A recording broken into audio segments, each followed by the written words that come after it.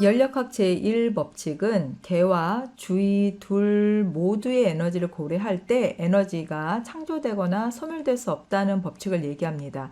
즉, 고립계에서의 내부 에너지는 일정하다라고 볼 수 있는 거죠.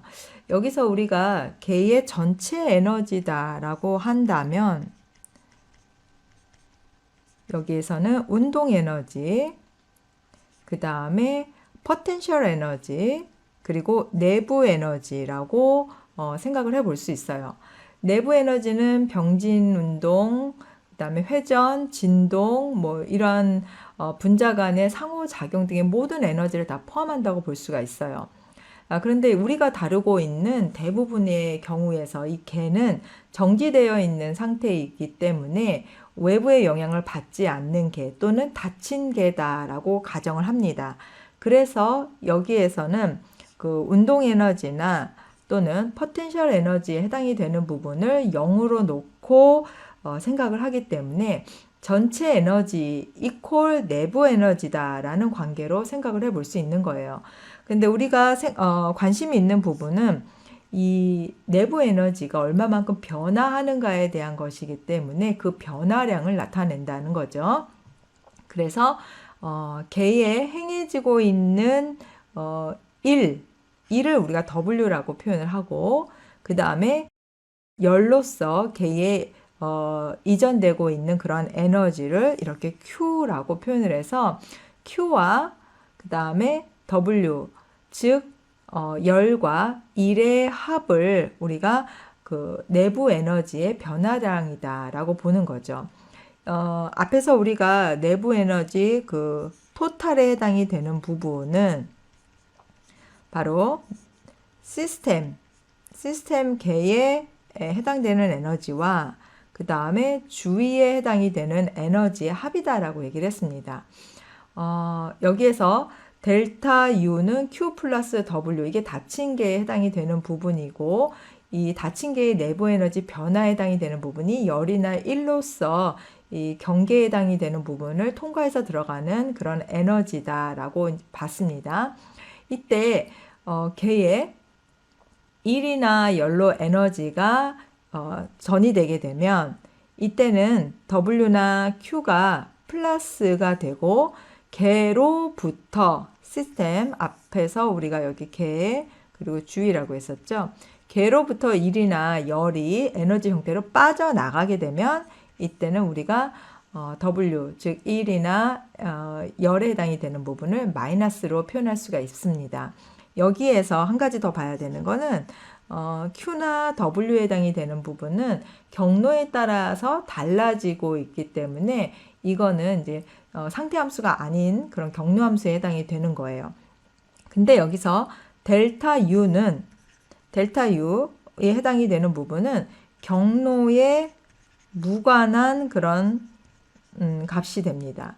그래서 내부 에너지에 해당이 되는 부분은 상태함수다라고 볼 수 있어요. 그러니까 Q와 W는 경로에 의존하지만 그 변화량에 해당되는 델타 U는 경로에 무관한 그런 상태다, 상태함수 U로 나타낼 수 있다라고 볼 수가 있습니다. 그래서 전체 토탈 그 내부 에너지는 각 시스템 개에 해당이 되는 내부 에너지 합과 주위의 내부 에너지 변화량의 합이다라고 볼 수가 있는 거죠.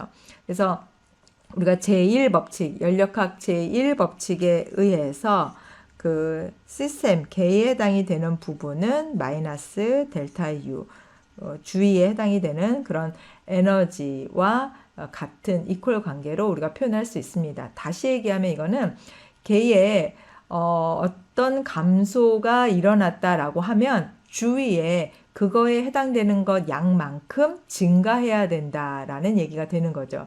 그래서 시스템 개 안에서 냉각이 일어나면 주위의 온도가 그거에 해당되는 것만큼 증가해야 된다, 이렇게 설명할 수가 있습니다. 그래서 결론적으로 보면 모든 과정에 있어서 열역학적으로 우주의 전체 에너지는 변화하지 않는다. 그래서 개와 주위 간의 에너지가 교환이 일어나지만 전체적으로 열역학적인 우주의 전체 에너지는 보존된다라고 볼 수가 있습니다. 자, 여기서 다시 수학적으로 연력학 제1법칙은 델타 U는 Q 플러스 W로 나타낼 수 있는데, 자, 이 경우에 변화량이 매우 작은 그 무한소 변화에 대해서는 우리가 du는 그다음에 dq 플러스 dw로 표현할 수 있는데, 여기에서 개의 내부 에너지의 변화량은 이렇게 열과 일의 합으로 나타낼 수 있고, 여기에서 앞에서 얘기했었죠. 이 Q는 그 주위의 열 교환에 해당이 되는 부분이고, 이거는 개가 한 일에 해당이 된다, 또는 개의 해준 일을 표현한다라고 얘기를 했습니다. 여기에서 그 Q와 W에 해당이 되는 부분에서는 델타라고 하고 있는 이 기호가 사용되지 않는다는 것을 주의해서 봐야 됩니다.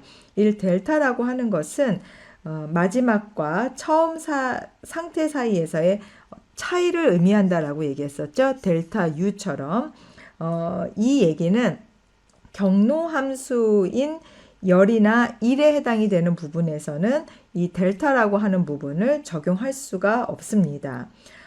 그래서 du라고 하는 부분은 완전 미분에 해당이 되는 값으로, 예를 들었을 때 2, 1 하고 du 이렇게 경로에 관계없이 이 값은 우리가 계산할 수 있지만, 여기에서 우리가 표현하는 것처럼 이 부호가 약간 차이가 나죠. d 바라고 이렇게 표현이 되어 있는 이 부분, 이거는 불완전 미분에 해당이 됩니다. 그러니까 이런 식으로 불완전 미분에 해당이 되는 것들은 이것이 이 자체가 바로 경로에 의존한다라고 봐야 되는 거죠.